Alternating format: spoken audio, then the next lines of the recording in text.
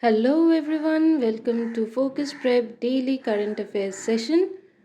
This is the PDF of 21st October, right? And this PDF, you can get today's class PDF in our Telegram channel. Okay, the name of our Telegram channel is Focus Prep Current Affairs. Okay, and the link of our Telegram channel is given in the comment section. Please go to the comment section and click on the link and join the Telegram channel to get all the daily, weekly current affairs that we provide. And we also conduct regular MCQs based on the daily current affairs. Okay, so today we will be discussing the daily current affairs of 21st of October, and along with that I will explain to you all the static GK points that you need to remember from an exam perspective, and also I will discuss all the concepts, right? So all the concepts, all the difficult terms and meanings that you need to understand will be covered. Okay, so let's directly dive in, and you can, this will be in English, this lecture, as we do all our lectures. So you can watch it in 2x speed if you think that it is a bit slow for you, but I will do it a bit slow for all the students who are a little bit of weak in English. Okay, because English is a something that not everyone is strong enough, but you need to understand basic English and write and read English if you are a government job aspirant, right? So the first current affairs. India and Colombia sign audiovisual co-production agreement. So what is this agreement regarding? This agreement is for filmmakers. Okay, so through this agreement, what they will do is that India and Colombia, they will both be able to collaborate on productions of films, right? So both these countries will be able to co-produce films. Okay, and these films will qualify as domestic productions for both the countries. So this is basically to benefit all the filmmakers. Now a few points about Colombia. Okay, where is Colombia located in? It is located in South America. Okay, and it was a Spanish colony, so it was under Spain, right? Like India was a British colony, so it was a Spanish colony. So Spanish still remains their national language. Okay, now Bogota, this is the capital of Colombia. This you need to remember for your GK. Okay, all these capitals, all the currencies, right? So Bogota is the capital of Colombia, and the currency of Colombia is peso. Gustavo Petro is the current president of Colombia, right? So remember Gustavo Petro. Okay, Petro. Just remember the title. On remembering the titles, you can identify from the MCQs, right? So if you regularly go through our current affairs session, all these things are revised every day, so you will be easily able to remember. You will not face any problem in memorizing all the current affairs if you do it regularly, right? Now let's see the next point. Arjun Erigesi wins WR Chess Masters 2024. So Indian Grandmaster Arjun Erigesi, remember his name, Indian Grandmaster Arjun Erigesi has clinched the victory in WR Chess Masters. And where was this held? This was held in London. Okay, so this is a knockout format chess competition which was held with 16 players. What does knockout competition means? That in every after every game there will be some elimination. So if you're not doing well, then you'll be eliminated and the rest will go to the next level, right? So that is a knockout format. So this took place with 16 players, but more important is to remember that this WR championship, this took place in London, and Arjun Erigesi, Indian Grandmaster, he has won this. Okay, now let's see the next one. India sends hemodialysis machines to Papua New Guinea. Right, so what is hemodialysis machine? Hemo, whenever you come across this term, wherever you come across this term, remember that this relates to blood. Okay, it's like hemoglobin, right? So whenever you see hemo, this is related to blood. Now what is hemodialysis machine? When there is kidney failure, then these hemodialysis machines are used, okay, to filter the blood. Okay, now, India has sent this to fulfill the APPSC 3 summit promises. So, this was a summit between India and Papua New Guinea. It was held in 2023. See, we have mentioned it later also that this was held in 2023. And in this, India had made some promises, and to fulfill that promise, these machines were sent. Okay, so what does hemodialysis machines do? This is part of your science. It filters waste and excess water from blood, mimicking the function of healthy kidneys. So when our kidneys, they start to fail, they do not function well, then that is that thing is artificially done through these hemodialysis machines, right? So this you must have come across, that someone is going through dialysis process. So that dialysis takes place through this machine called hemodialysis. Okay. Now let's say some points about the FIPIC. There's a little bit of mistake over here. This will not be FPIIC. Okay, so that is a little bit of a typing error. This will be FIPIC as it is mentioned. Here it is mentioned correctly over here. So that will be. Make this correction. Okay. So this third forum of the India-Pacific Islands Cooperation, the full form of FIPIC is Forum for India-Pacific Islands Cooperation. Okay, so this third forum, this took place in Port Moresby, Papua New Guinea in 2023. This was co-chaired by our Prime Minister Modi and the Prime Minister of Papua New Guinea. Okay. And Prime Minister Modi also received the highest civilian honor of Papua New Guinea. Okay, and what is this high civilian honor called? It is called the Grand Companion of the Order of Logohu. So all these, these are important from your exam perspective. All these, high civilian honors, and especially because Modi ji got it. Okay, Prime Minister Modi received this award. Okay, in 2023. Now look at Papua New Guinea. Papua New Guinea has the Port Moresby as its capital, and its currency is Kina, Kina, Kina. Okay, and the Prime Minister of Papua New Guinea is James Marape. Okay, these people, these are important people, these prime ministers and presidents, they keep on being in the news. So you might have come across these names. Okay, so James Marape. And Papua New Guinea, an interesting fact is that it holds the world record of most spoken languages, with over 800 languages, spoken in Papua New Guinea. We think India is a diverse country, right, with all its, rich heritage and with all its language diversities. But look at Papua New Guinea. It holds the world record in, most spoken languages. Over 800 languages they have. Just imagine. Okay, so the next one, Karma Yogi Saptah, a national learning initiative for civil servants. Okay, so this was held, this Karma Yogi Saptah National Learning Week, this will take place between the 19th and the 25th October. Again, a little bit of typing error over here. This will be 25th of October. Okay, 19th to 25th October, this National Learning Week for the civil servants will take place. And why will this take place? This initiative will enhance the capacity of the civil servants. So the civil servants, they will be trained, they will be educated to enhance their capacity, okay, towards a national goal. Okay, it is part of the Mission Karma Yogi. The Mission Karma Yogi was launched in the year 2020, right? So this is a part of that initiative itself. Now, why was this Mission Karma Yogi launched in 2020?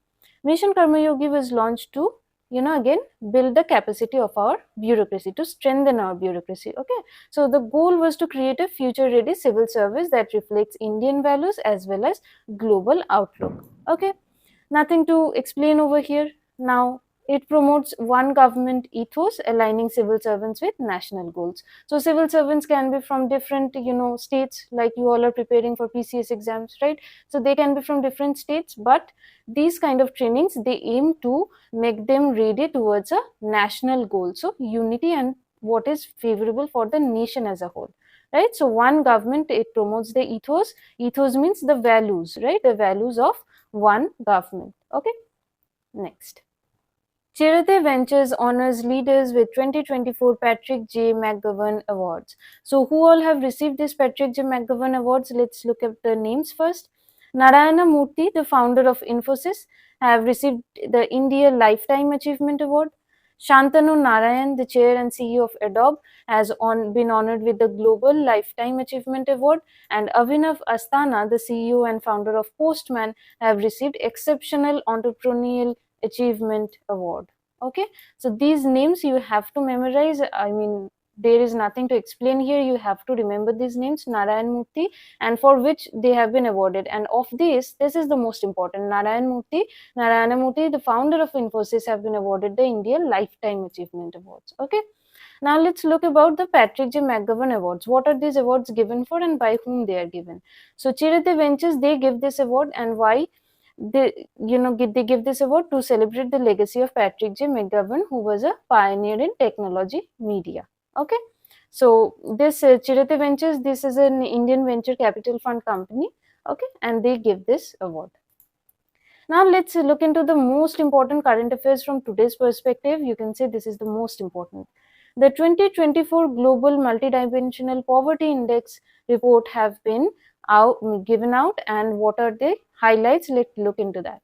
First of all, you have to remember that 1.1 billion people worldwide, okay, they live in acute multidimensional poverty. What does multidimensional poverty mean? Multidimensional poverty means poverty which is measured with various dimensions, not only by income but also by other aspects like basic facilities or education, or healthcare. These kind of dimensions are also taken into account. Okay, if you judge someone just by their income, you won't get a comprehensive knowledge about how much their poverty is. Okay, because if suppose you're someone is earning, okay, someone is earning some money which is not below poverty line, but they are lacking the basic facilities of drinking water, clean drinking water.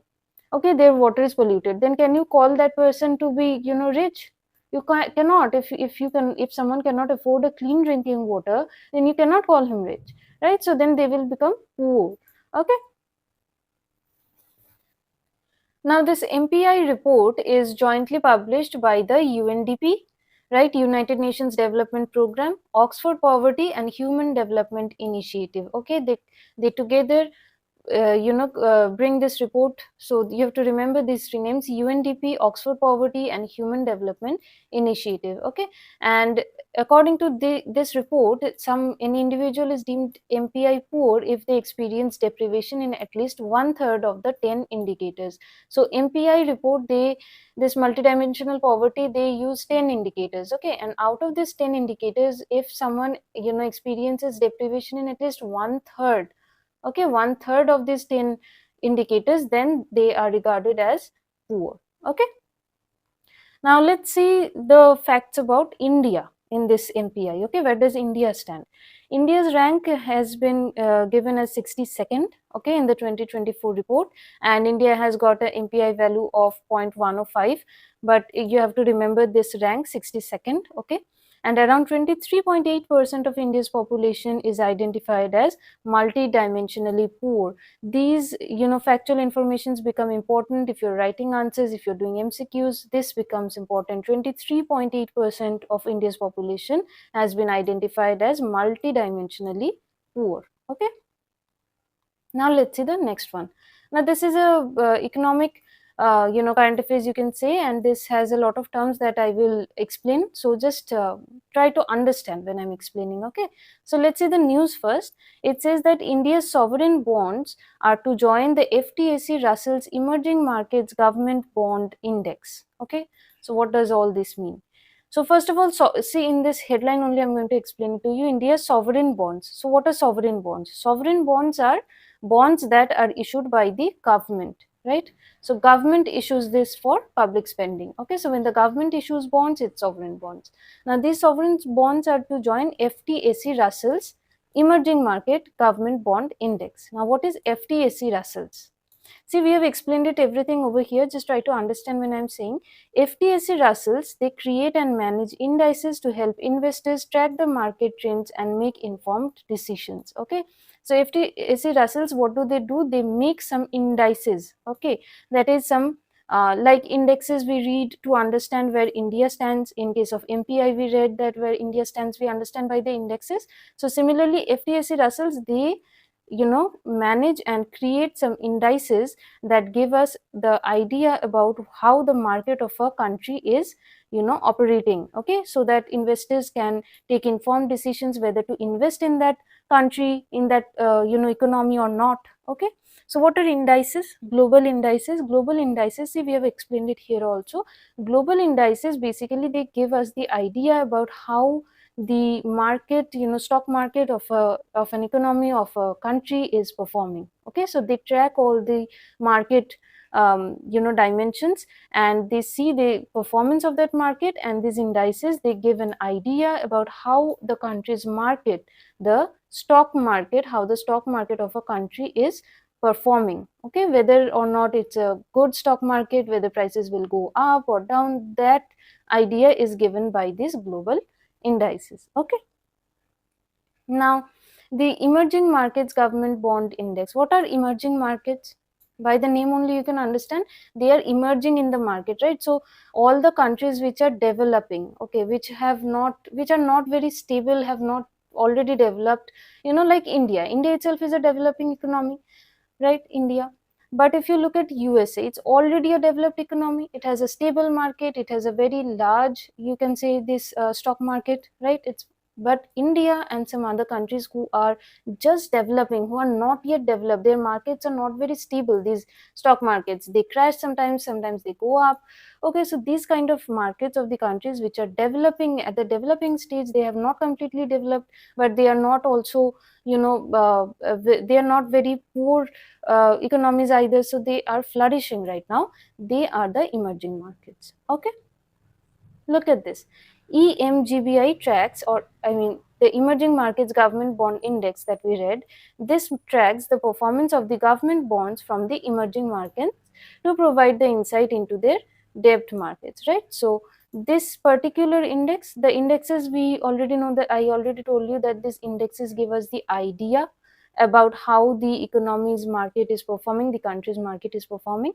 And this particular EMGBI, this particular index deals with the performance of the government bonds from the emerging markets. Okay, so sovereign bonds also explained over here. Sovereign bonds of India are the government issued bonds for public spending. Okay, so they are low risk investments. They are considered to be safe and secured investments because the government is issuing them. Okay, clear? Now let's go to the next one. FATF revises criteria for grey list inclusion. So FATF, this is a financial action task force, right?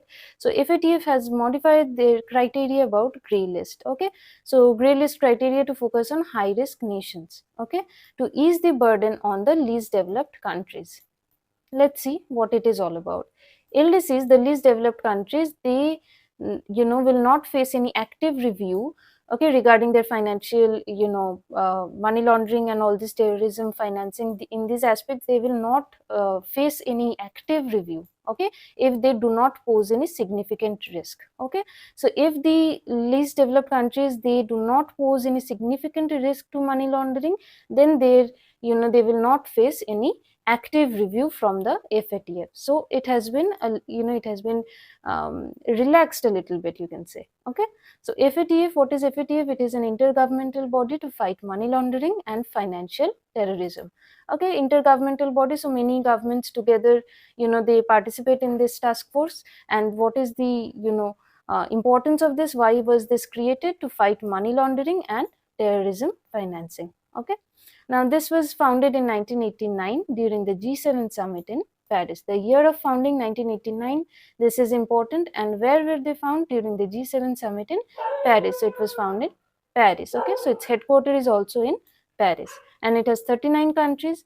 India joined the FATF in 2010. So again, you have to remember that India had joined FATF in 2010. So India is not a founding member of FATF. Okay, so when in 1989 it was found, India was not a member, but India is now, presently, it is a member. It joined in 2010. Okay, now FATF have two lists to mark the countries. Okay, one is blacklist, another is grey list, right? Blacklisting is, for the nations which are terror funding and money laundering. Okay, so this includes North Korea, Iran and Myanmar. Presently it includes North Korea, Iran and Myanmar. And what is the grey list? Grey list comes before blacklist, so it is kind of a warning just before blacklisting. So grey list countries are countries which are, which are risky, which are at a risk of terror financing. So if FATF thinks that some country can terror finance in the future or do money laundering, then they will put these countries in grey list as a warning that if they do not change their activities, if they do not rectify themselves, then they will be blacklisted. Okay. Next, Mohanji honored at Conscious Companies Awards. Mohanji, who is he? He is a humanitarian leader.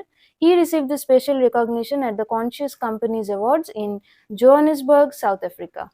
Okay, and he received it for the ethical leadership and for promoting corporate responsibility. So Mohanji was recognized that his teachings were compassionate for his kindness, for his non-violence. Okay, so he was a humanitarian leader, and his actions of teaching on compassion, kindness, and non-violence have been rewarded with this award.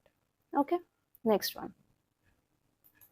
Another news regarding dialysis. See, Haryana to offer free dialysis services in government hospitals. So Haryana government has decided to provide free dialysis services for chronic kidney patients, okay, in their state-run hospitals. So in the state-run hospitals, now the chronic kidney patients who are suffering, who are at a very poor stage of their kidney and they need dialysis, so dialysis service will be provided by the government itself for free. Okay. Now look at the process of dialysis. As I told you earlier also, that when the kidneys are defective, when they are not functioning, what is the function of kidney? It is to filter blood, right? It is to filter blood. I'm sorry, what am I writing? Filter. Okay, so blood filtration is the function of kidney. So when the kidneys are defective, that is, they cannot remove the waste products from our blood, then dialysis process artificially removes all our waste products from the blood. Okay, and this dialysis process, this relies on osmosis. This is part of your science again, that osmosis is the process by which dialysis works. Okay, with the hemodialysis machine, as we already discussed, right? Now let's see the next one. Sagar Kavach coastal security exercise by the Indian Coast Guard. So the Indian Coast Guard have started to conduct the Sagar Kavach exercise. Where has this started? This took place in Gujarat, Daman Diu and Maharashtra. Okay, Gujarat, Daman Diu and Maharashtra. And the aim of this security exercise is to enhance the maritime security and to improve coordination among various agencies. So what is maritime security? In the previous lectures also I have discussed that whenever you see the term maritime, it means it is something regarding the seas. So the security related to sea, and also to improve coordination among various agencies, this Sagar Kavach coastal security exercise have taken place. Okay. Now the next one. Rajkumar Hirani receives National Kishore Kumar Award 2023. Rajkumar Hirani is a very famous filmmaker. You have heard his name, I'm sure. So he has been awarded the National Kishore Kumar Award 2023, and this award is awarded by Madhya Pradesh government. Okay, so this is important. Kishore Kumar's birthplace was Madhya Pradesh, so Madhya Pradesh government awards this, and filmmaker Rajkumar Hirani, he has got this award. Okay. Next one. World Statistics Day celebrated every 5 years on October 20th. So we celebrate the October 20th as the World Statistics Day. This is celebrated after every 5 years.